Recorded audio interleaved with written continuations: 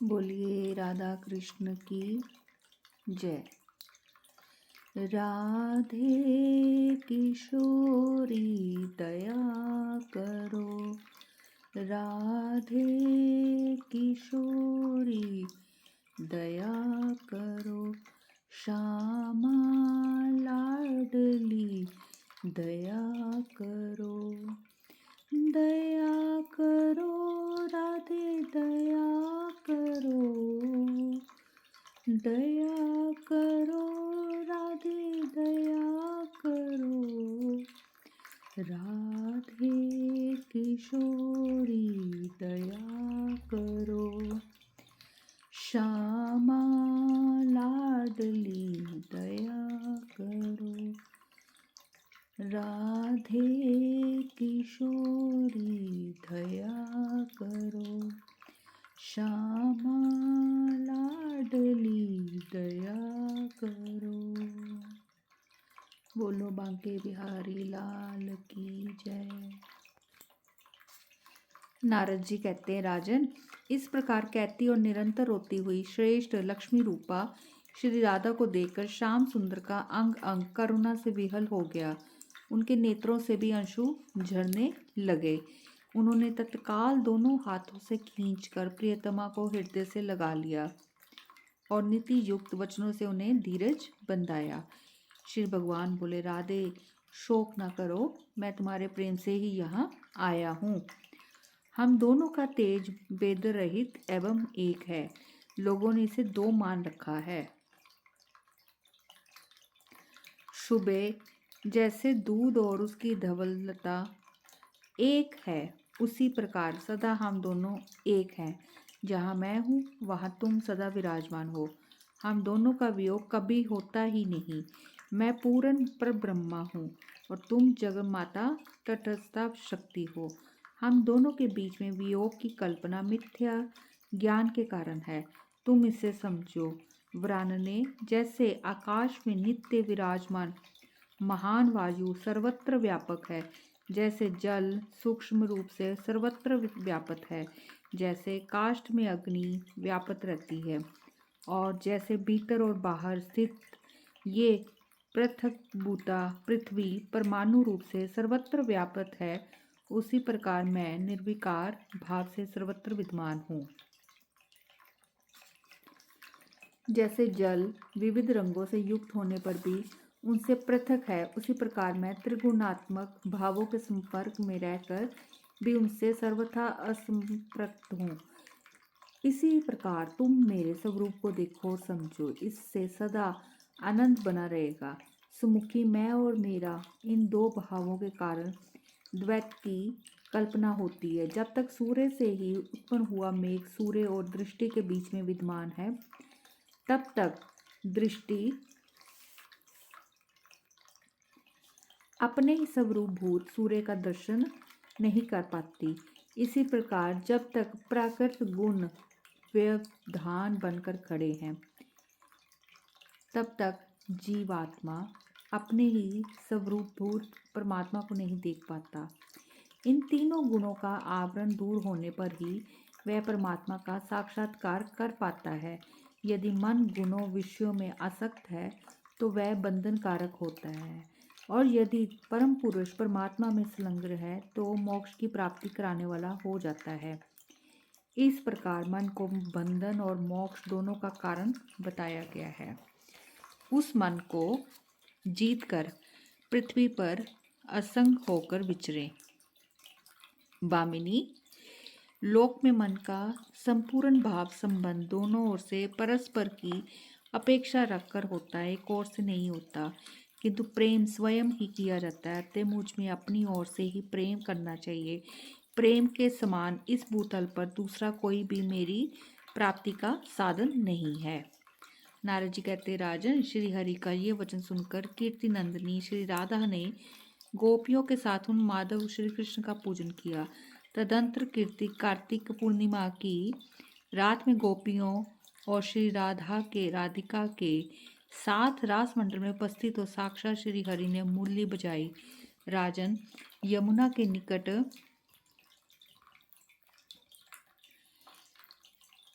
रास की रंगभूमि में श्री राधा तथा अन्य सुंदरी व्रज रमणियों के साथ राधा वल्लभ श्री कृष्ण शोभा पाने लगे।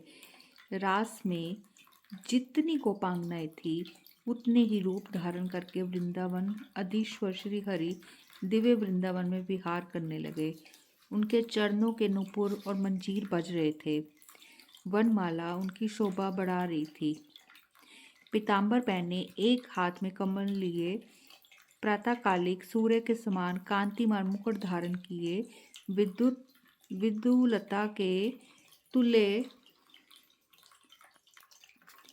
जैसे जल विविध रंगों से युक्त होने पर भी उनसे पृथक है, उसी प्रकार मैं त्रिगुणात्मक भावों के संपर्क में रहकर भी उनसे सर्वथा असंपृक्त हूँ। इस प्रकार तुम मेरे स्वरूप को देखो और समझो, इससे सदा आनंद बना रहेगा। सुमुखी मैं और मेरा इन दो भावों के कारण द्वैत की कल्पना होती है। जब तक सूर्य से ही उत्पन्न हुआ मेघ सूर्य और दृष्टि के बीच में विद्यमान है, तब तक दृष्टि अपने ही सब रूपभूत सूर्य का दर्शन नहीं कर पाती।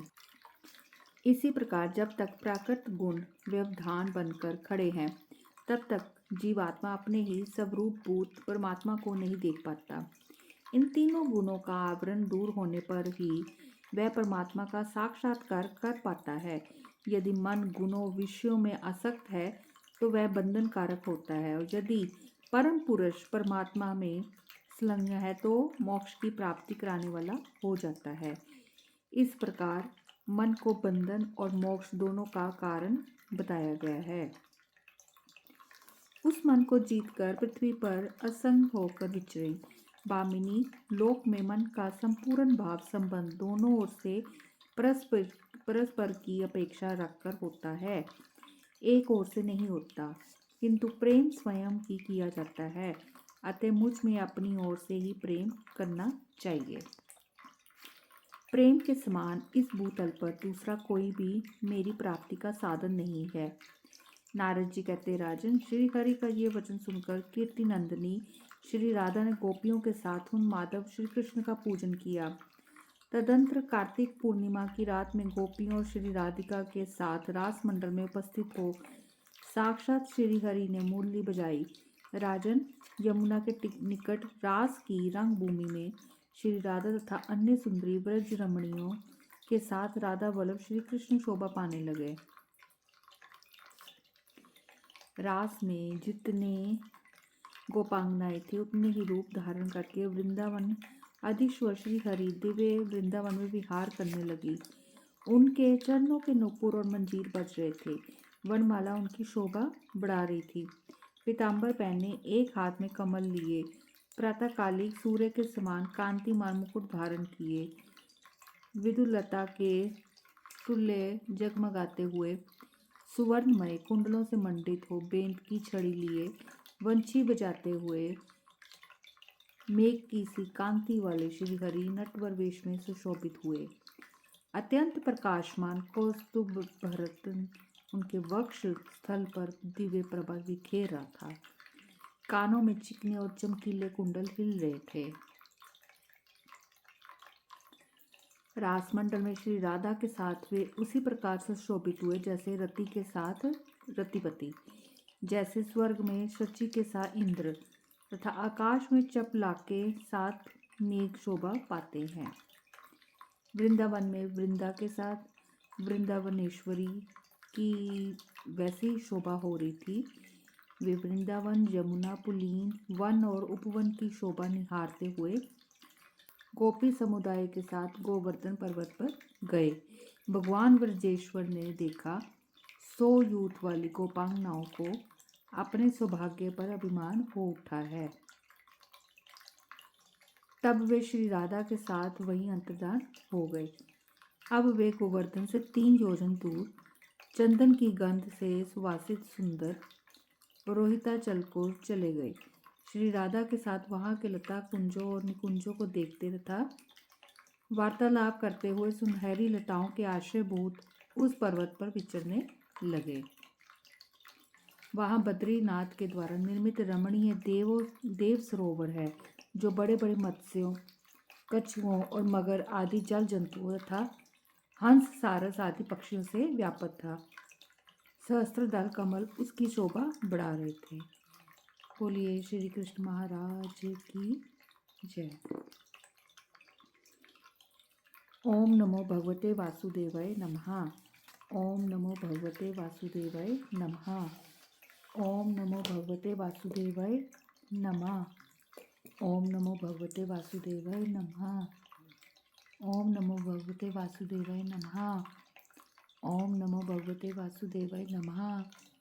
ओम नमो भगवते वासुदेवाय नमः। ओम नमो भगवते वासुदेवाय नमः। ओम नमो भगवते वासुदेवाय नमः। ओम नमो भगवते वासुदेवाय नमः। ओम नमो भगवते वासुदेवाय नमः। भक्तजनों, सनातन पुराण चैनल को आप सब्सक्राइब करें। आपका एक लाइक, एक शेयर मेरी सेवा को रोशनी देगा। बोलिए श्री कृष्ण महाराज की जय।